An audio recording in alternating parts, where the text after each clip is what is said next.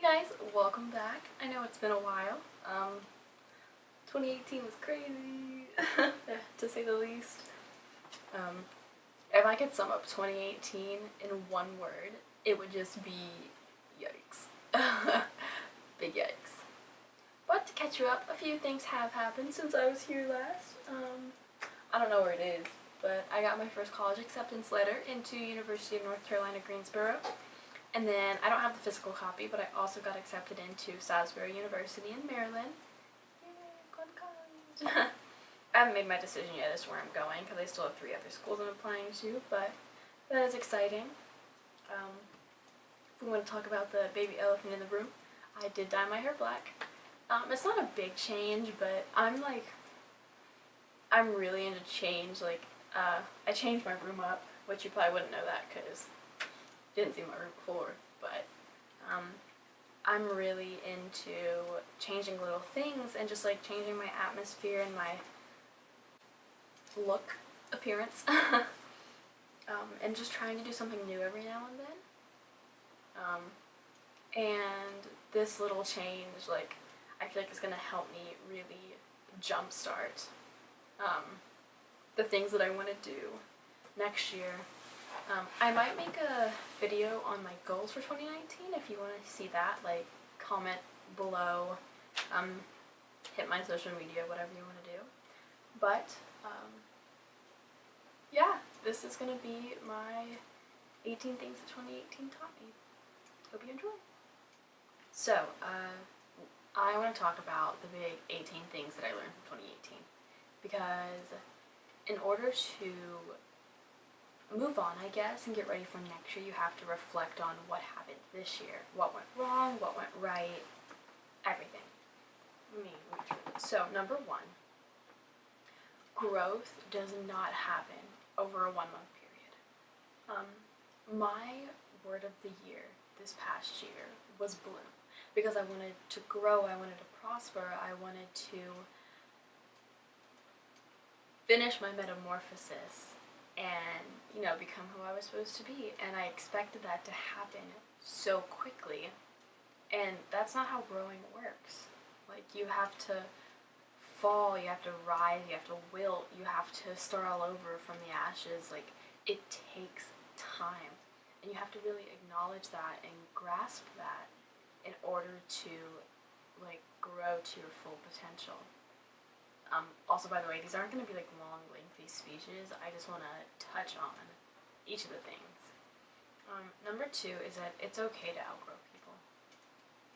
I lost a lot of people this year, and I'm still kind of dealing with accepting that these people aren't in my life anymore because they were significant parts of my life.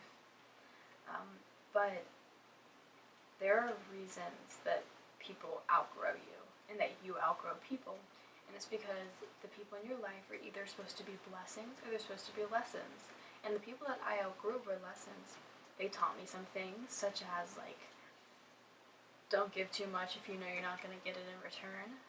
Or don't set yourself on fire to keep other people warm. But it is okay to outgrow people. And I have some good people in my life right now.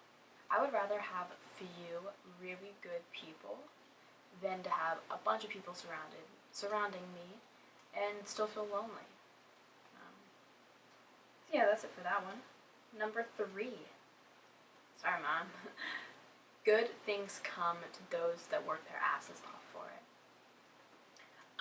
Disclaimer, I'm not saying that some of my habits are healthy, because they're not. I know they're not, and I've changed that, but I can't tell you how many sleepless nights I had, how many nights I skipped meals because I was working so hard.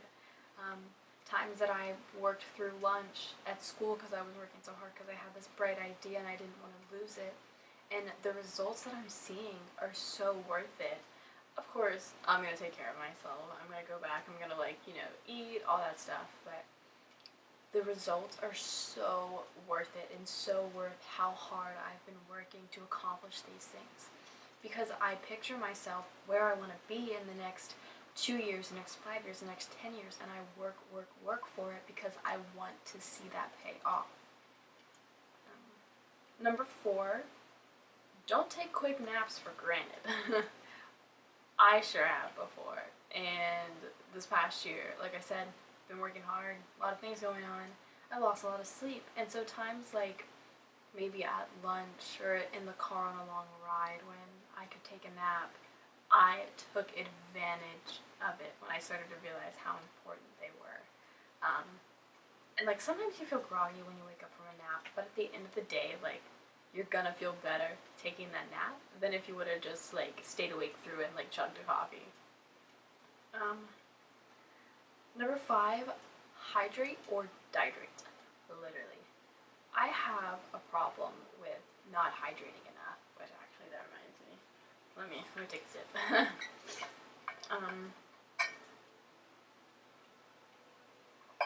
I tend to forget to drink as much water as I should. And it can get me really sick and I feel really crappy. But we have to remember that our bodies are temples. Like, our body is, it's not just this like workhorse, but it's what keeps you going every single day. And if you don't take care of it, like, it's not going to give you anything in return. You're not going to be able to work through the day. You're not going to be able to go to that fun event with your friend. Like, you have to take care of your body. Number 6, at the end of the day, your happiness matters most. I cannot say this enough.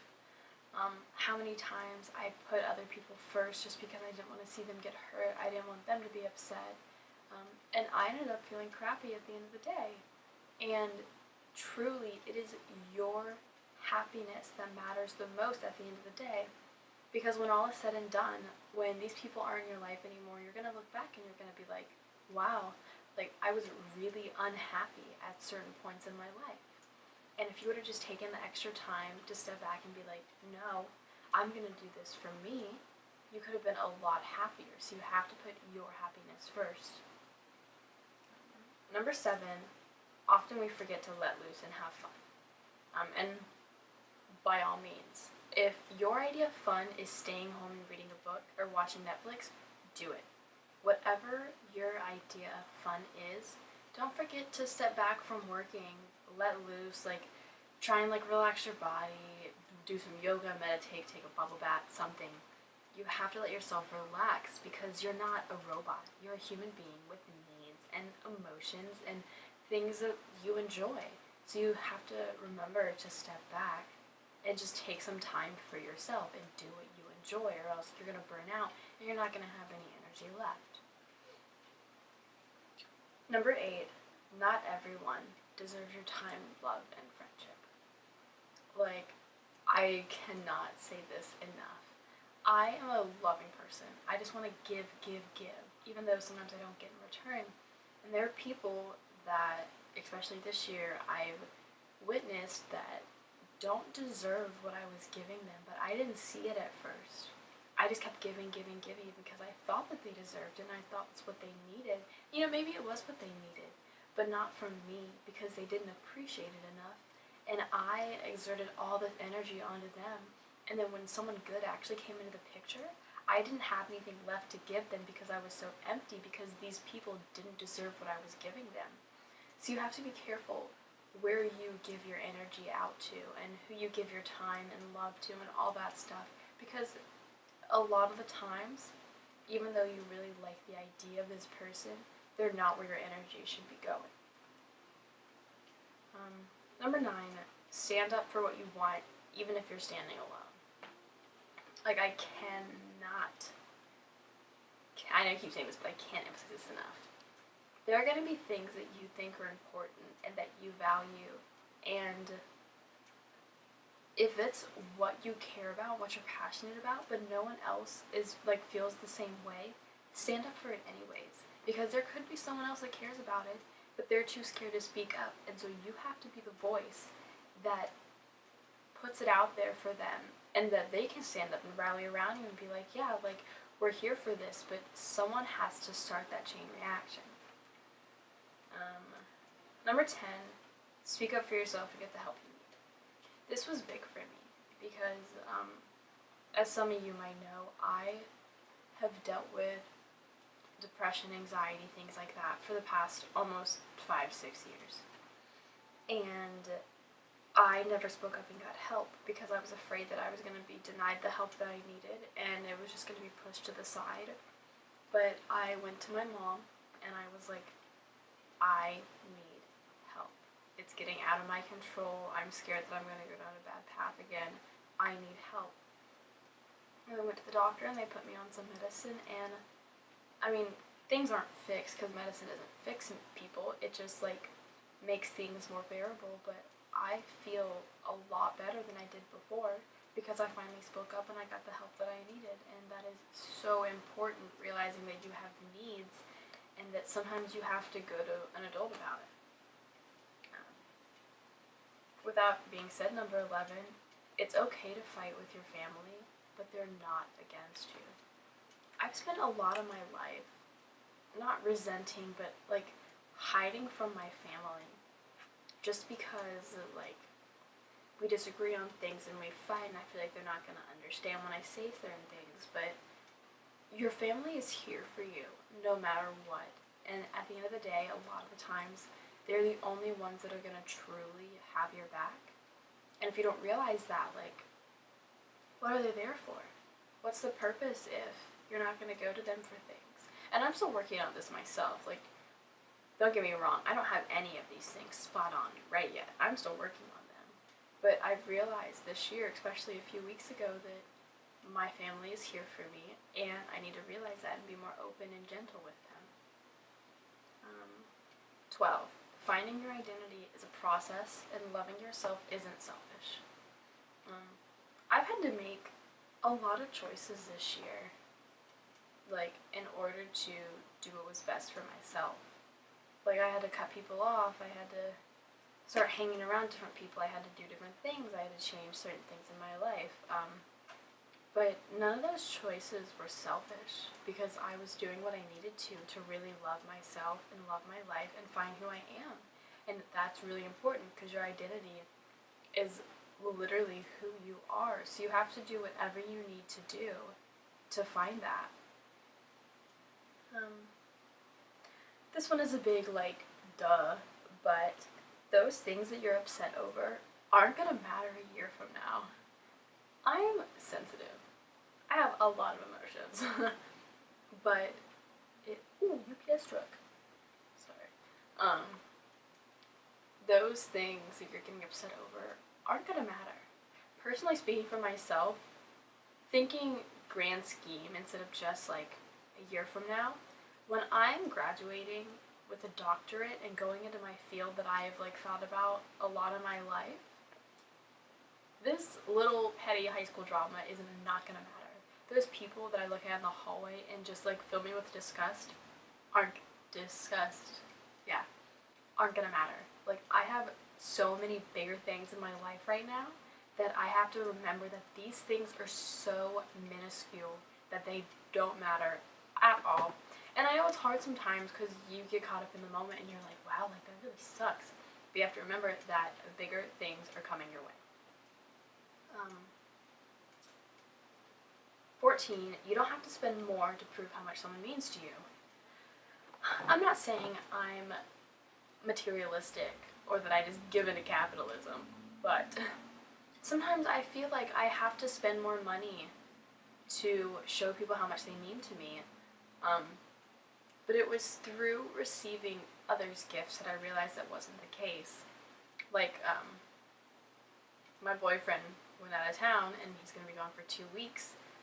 And instead of going and like spending all this money on something to be like, okay, I'll see you soon, he wrapped up his favorite sweater with his cologne and gave it to me. And I was like wow, like he's really thinking about me and he knows what is going to make me happy, and he's doing this because even though it's his favorite sweater, he's giving it to me because he cares about me and it's going to give me comfort while he's gone. And it was just the little things that really showed me that you don't have to spend a bunch of money to like show people how much you love them. Number 15 is faith over fear. For me, fear gets in the way of so many things. Like, just recently there was something I wanted to do in school, but because of little like petty things, I didn't do it because I was afraid that like I was gonna get caught up in some stuff and like some people's crossfire if I did it, so I didn't do it, and I'm regretting it now that I didn't do it because it's too late. But you have to trust your gut and trust that things are gonna turn out the way they're supposed to, no matter how scared you are. Fear ruins so many things for us, and if we can just stand up to our own fear and be like, no, I'm not gonna let you ruin that for me, things could be so much better for you. Number 16, it's okay to take breaks. Again, going way back to the beginning, I work hard for a lot of things, but you have to remember you're human, and it's okay to take a day and just completely vegetate. Like, just throw on your favorite pajamas, turn on your heated blanket, throw on some fuzzy socks, watch some Netflix, just let your body rest. Like, loosen up, don't forget to like straighten up your back, loosen up your shoulders, loosen your fists. Like, you have to take care of yourself, because like if you don't take care of your body is not going to be able to get you through the things that you want to do. And it's so important. You come first as number 17. No matter what it is, whether it's getting in line first to get that last slice of pizza, or oh gosh, I can't think of anything. Having to choose between sacrificing something just to make someone else happy, or being like, no, that's for me, and doing something to like advance your career. No matter what it is, you come first. You and your feelings and your goals and the problems you might have, whatever it is, you come first. And whatever you have to do to get those things done and to make things better for yourself, do it. You. They don't make bunk beds and coffins, so it's all about you. Even if you're the most selfless person, because trust me, I feel that, it's all about you. And last but not least, going off of 17, this is all about you, your wants, your needs. This is your life. This is your life. There are things you want to do, places you want to see, people you want to talk to, decisions you want to make. Do it.